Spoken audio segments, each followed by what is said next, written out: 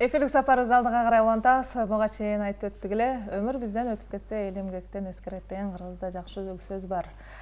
Керимотонун тургуну болгон Алатоонун булбул аталган Токон Эшбаев агайыбыз көзү тирүү болгондо быйыл 70 жашка чыкмак, бирок тилекке каршы экинчи өмүрү уланып атат десек болот. Жараткан оондору, жакын саналаштары сыйлап турган кыргыз эли бар экен. Токон агайдын экинчи өмүрү бүгүнкү күнгө чейин уланып атат. Бүгүн биз студиябызга сөз кылалы деп атайын конокторду чакырдык. Мен тааныштырайын, Кыргыз Республикасы Маданиятын эмгек сиңирген ишмер, Ош шаарындагы Сайыт Бекмуратов атындагы балдар музыкалык мектебинин жетекчиси, жубайы Инабат Эшбаева эжекебиз, ошондой эле Кара Суу райондук маданият бөлүмүнүн башчысы, маданияттын мыкты кызматкери Гүлнара Хасанова эжебиз, ошондой эле Кыргыз Республикасынын эл артисти Токон агайыбыздын жанында жүргөн, чогуу жүргөн саналашы Жолболду Алибаев агайыбыз бүгүн бизде. Мен мында студиябызга кош келипсиздер. Кутмандуу күнүңүздөр менен.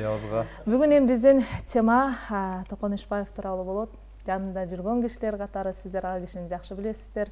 Эми сөздү Жолболду агай өзүңүз баштап бериңиз. Эң көп сиздин жаныңызда жүргөн кесиптешиңиз, саналашыңыз, Жакшы болот эми. Силерге да рахмат. Бул бала жогору жактагы айткандай адам эскерилип туруш керек да. Анан өзгөчө өнөр адамы. Мына илгери Улуу Токтогул бекеринен айткан эмес да. Бардык барган акындарга айтчу экен да, жаштарга. Şu men үлгүм алып калгыла, мен атымды атай жүргүлө, мен ырымды ырдай жүргүлө, менин атым өчүп калбасын деп улуу киши да. Мына ошон үчүн ошолдун Токтогулдун шакирттери кийин Токтогулдун атын өчүрбөй, мына азыр эми кыргыз элинде улуу адам болуп турат. Эми мен Токон жөнүндө көп нерсени айтсам болот, бирок азыр эми кыска убакыт. Мен Токонду ушул 67-жылдан бери билем. Мен азыркы Ош мамлекеттик университетинин анда музыкалык факультети эле. Мен ошондо экинчи курста окуп калганда, Токон ошондо 67-жылы биринчи курска келген да.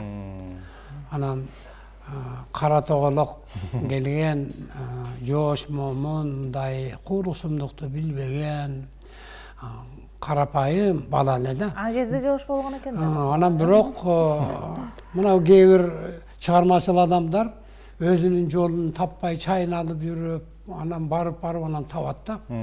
Ал эми бул Токон ошол биринчи курска келгенден баштап эле таанылган. Андан көрсө Токондун үнү баягы өзгөчө бир. Башка адамдарда жок. Өзгөчө үнү бар экен да. Ошо биринчи курска келип эле биз жанагы агит бригада болчу эле анда. Ошол агит бригадага тандап алып Токонду. Аны ошондо ырдап, анан ошо биринчи курста эле аккордеон үйрөнүп, анан баягы өрдөк жоктошулдук бийдеп жанагы Ырыспай агабызда Бишкекке кетип калган эле. Филармонияга. Анан ал мен факультетте жаман жакшы кишини обон чыгарып, элге таанылып калган маалда, анан экөөбүз агын идей болуп жүрдүк да. Эми Токондун ошо кептин кыскасы биринчи ырларын мен карап, анчам жажелерин оңдоп, анан экөөлөп иштеп, анан Токон ошо биринчи эле чыгарган ыры менен элге таанылган. Мына андан кийин өмүр бою ошол сынан жазган жок да. Эми Токон жөнүндө көп нерсени айтса болот, бирок ачык айтып коюш керек. Токон экинин бири дегендей талант болчу да. Мына бул жерде Ырыспай агабыз, ошо Ырыспай агабыздан кийин эле Токон болчу. Токон ырдаганда баарыбыз чекеде туруп турат элек. Мына бул Бишкекке барабызбы азыркы? Мына анда Ош областы бардыгы түштүк боюнча бир область эле. Бардык алыгы мероприятияларда, жанагындай чогулуштарда, салтанаттарда биринчи Токон баштап ырдап, Токонсуз концерт өтчү эмес. Бул анан өзгөчө Токонду бүтүндөй эл сыйлап, Токон ырдап атканда зал өзүнчө көтөрүлүп турат эле. Кече эле көз өткөнгө чейин ошондой болуп жүрдү. Анан эми муну жанагы Султан Ибраимовго окшогон улуу адамдар сыйлап урматтачу. Эми кептин кыскасы Токон өмүр бою жакшынакай болуп чыгармачылыктын үстүндө иштеп жүрдү. Бардык сый урматка жетти, кийин эл артисин алды дегендей. Эми бир гана баягы жаңылбаган жак, мүдүрүлбөгөн туяк болбойт дегендей, өнөр адамдар ошондойбуз да. Эми аялдардын көзүнчө моюн кап коюш керек. Кээде адашып кеткен жерлерибиз болуп калат. Өзгөчө өнөр адамдар ошондой. Рахмат. Анан кийин баягы биздин кадырыбызга жеткендер болуп калат, жетпегендер болуп калат. Эми Токон агайдын мен айтайын деп атам, Токон агайды токон кылган бул инабат эжебиз деп айтсак туура болчудай. Ар бир ийгиликке жеткен эркек. Мен эми ар дайым мына эми көзүнчө мен неме кылып байлап коеюн. Мен тамашалап айтып калат элем да. Мына Оштогу чоң бир 2-3 талант болсо, мына ошолорду аялдары көтөргөн да. Албетте, ар бир ийгиликтүү эркектин аркасында сөз Ырыспай агабызды ырыспай кылган давлет. Албетте. Ысык суугуна күйүп, бардыгын көтөрүп, бардык кыялдарын, бардык жаман жакшылыктарын, жаманын жашырып, жакшысын чыгарып дегендей. Андай мына ушул Минаш мына мен тууганым болот өзү.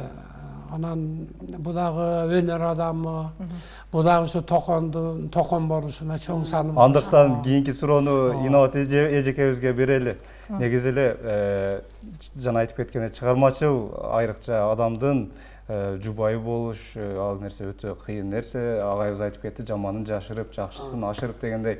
Андыктан бул Токон агабыздын, агайыбыздын, устатыбыздын бир жакшы мүнөздөрү жөнүндө айта кетпейсизби? Doğru айтасың. Өнөр адамдардын жубайы болуш өтө кыйын. Бул өтө жоопкерчиликтүү дагы, өтө милдеттүү дагы, анан өтө кыйын нерсе, анан ошол жеңил оокатка кичинекей бир болбогон турмушка чыдабагандар, ошо ажырашып кеткендер, ошол себептен балдарды жетим кылып койгондор, ошол себептен болот. Мына жокем көз турат, көзүнөн айта берейин, булар кайсар болушат, аябай эрке болушат, булар оомал төкмөл болушат. Буларга чыдап, булар менен өмүр бою жашаш өтө кыйын. Ал аялдардын бардыгына эле чекеден мамлекет герой бере берсе болот. Ошондой. Анан чыгармачыл адамды эл дагы көкөлөтүп ийет да. Чындыгында Токон 1-чи курска келгенден эле баягы аргендей өзү кайталангыс үнү бар болчу. Мен музыкант катары өтө баалачымын. Мисал үчүн музыканттар 2 же 3 ырдаса уже чарчап үнү жетпей калат. А Токон 10дон ашык ырдаган сайын үнү ачыла берчү. Ачылып ошо таң атканча ырдаса дагы ачыла берчү. Үнүнө аябай таң калат элек. Анан кийин баягы музыкалык факультетте анчейин ноталарды изилдеп окута бербейт, ошон үчүн нота жазганда кичине кыйналат эле. Анан нотасын жазып, оондорун нотага түшүрүп, кичине чыгармачыл иштеп, колуман келишинче аракет кылдым. Бардык характерине чыдадым, бардык огумал төкмөлдүгүнө чыдадым. Буларды ал кезде сотка жок. Чындыгында ар бир чиновник жанына салып жүргөндү жакшы көрчү. Анан Султан Ибраимович Раматылык өтө жакшы көрөт эле.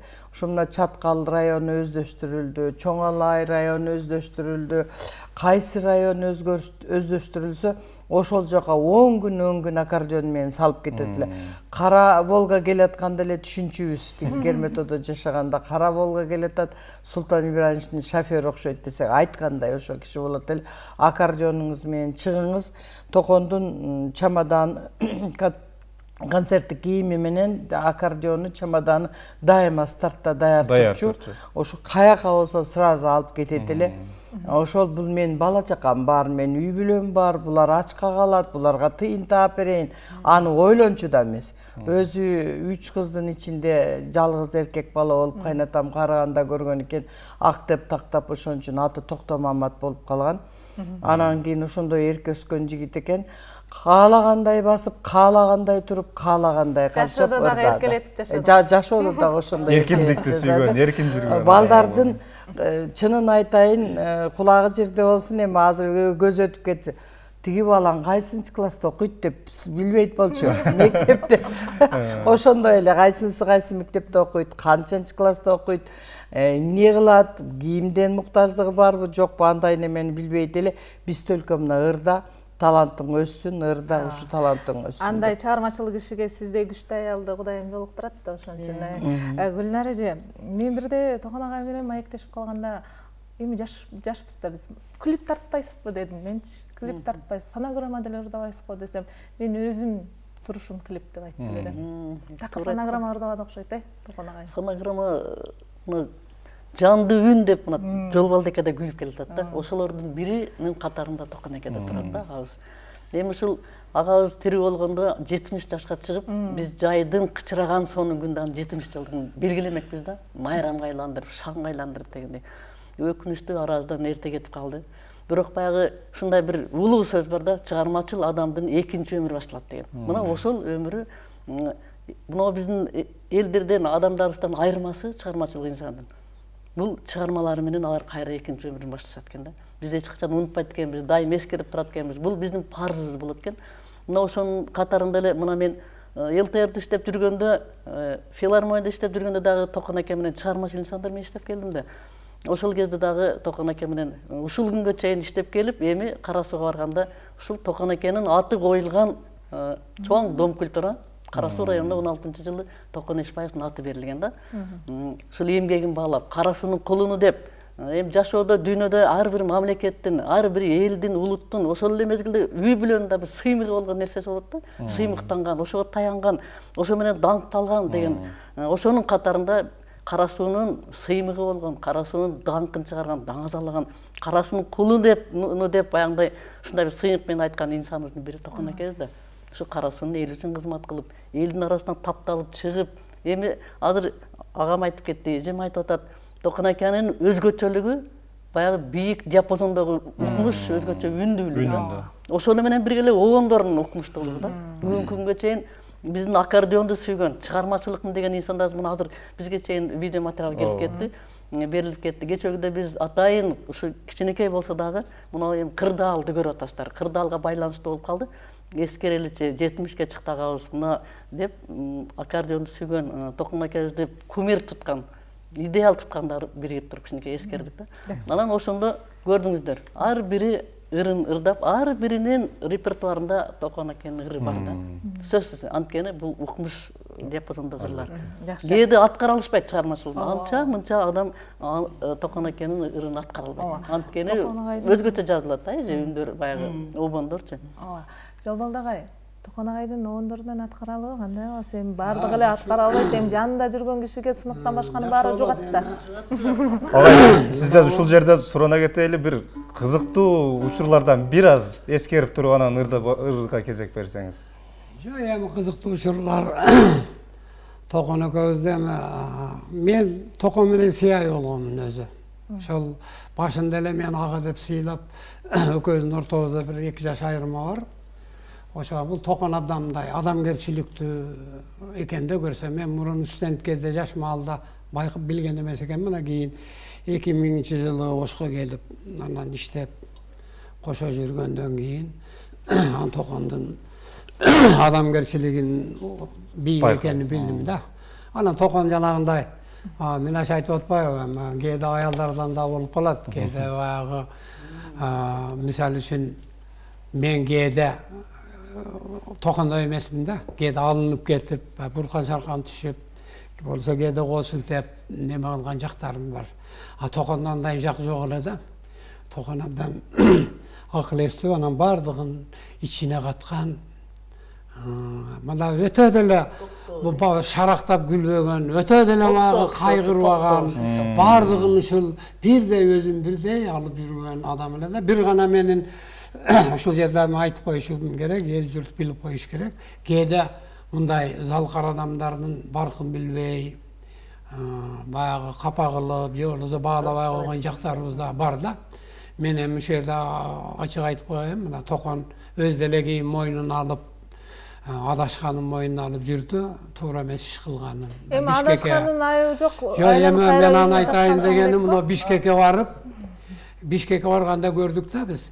Бишкекте 1-2 жыл жүрдү, мен оюмча. Мен 1-2 жолу барып көрдүм. Ошол жерде эч жерге ишке албай коюшту да, Токон жөн эле жүрдү.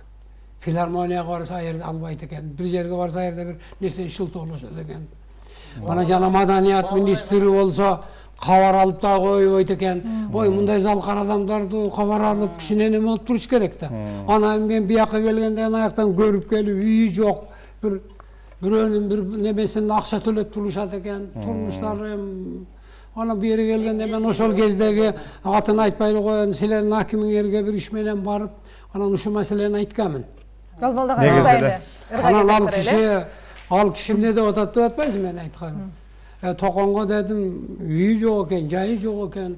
Barıp konsertini uyuşturup barıp durup alıp berip. Har bir adamdı demek tirüsündө. Desem ağlaydı otat. Tokonaka qarıp kaldı da deydi. Ana düşünüyorum ara. Negezi har bir adamdı tirüsündө farkın bilişimiz gerek eken. Rahmat aga. Yamada Emin Tokondun köptөгөн soğunurlar var. Tokon lirikalı ırlardagı iğne jetkirip çıgarıp atkarчу. Anan özgöçe atıldık patriottық ırlar ukmuşlar mı? Oşon üçün janagı el jurt anan biyiliktegiler oşon üçün sıylagan.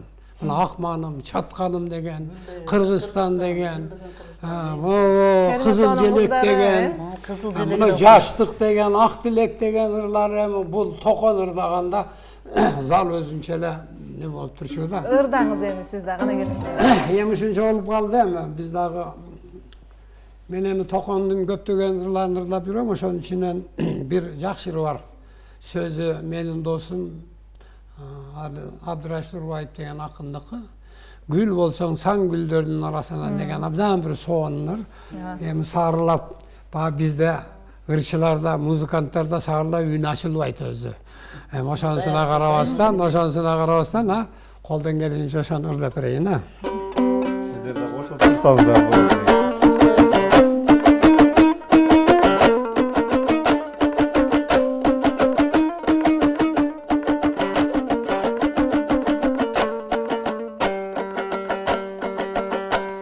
Gül bolsoň san güldürdün arasından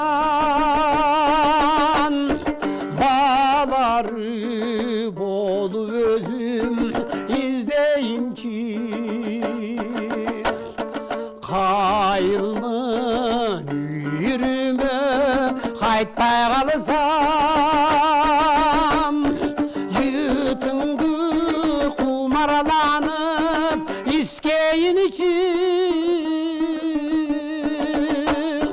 bolsoň sen azırkınım perizatı karegim kalsa dağı tikteyinci bolsoň sen azırkınım perizatı karegim talsa dağı tikteyinci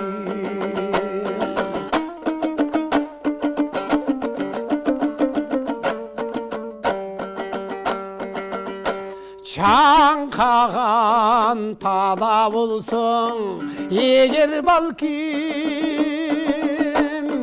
su olup çırayına çıkarayım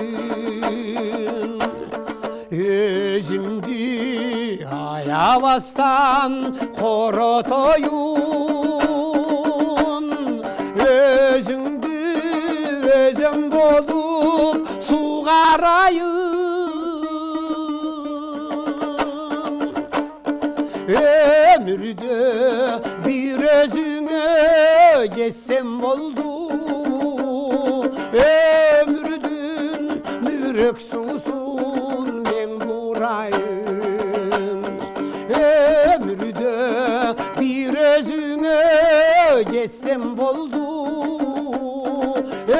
ömrüdün mürek susun ben burayım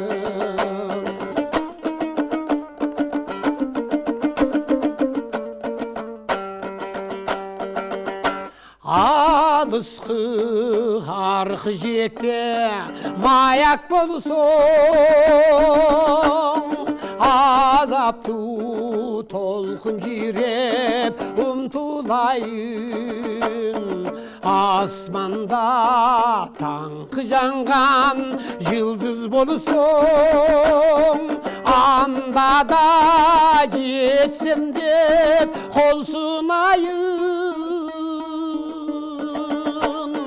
makulumun bir özüne jetsem boldu mansaptus baygeden davutulayın makulumun bir özüne jetsem boldu мансаптуу байгеден да утулайын.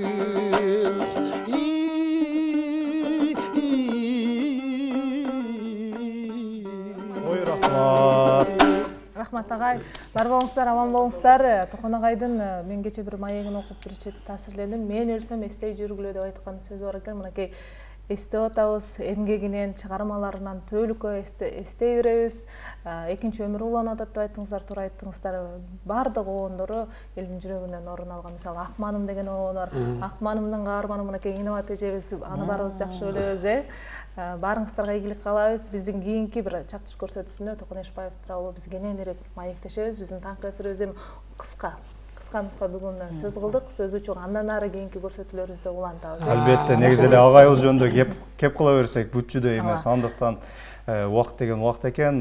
Кийинки буйрусак бир көрсөтүүлөргө сиздерге дагы атайын чакырмакчыбыз. Рахмат. Силерге да рахмат. Урматтуу теле көрүүчүлөр, бүгүн биздин студиябызда мейманда Кыргыз Республикасынын эл артисти Жолболду Алибаев агабыз, ошондой эле Кара Суу райондук маданият бөлүмүнүн башчысы, маданият кызматкери Гүлнара Хасанова эжекебиз, ошондой эле Ош шаарындагы Саид Бекмурат атындагы балдар музыкалык мектебинин жетекчиси, Кыргыз Республикасынын маданият эмгек сиңирген ишмер Токон Эшпаев агайыбыздын жубайы Инабат Эшпаев эжекелерибиз бүгүн бизде мейманда.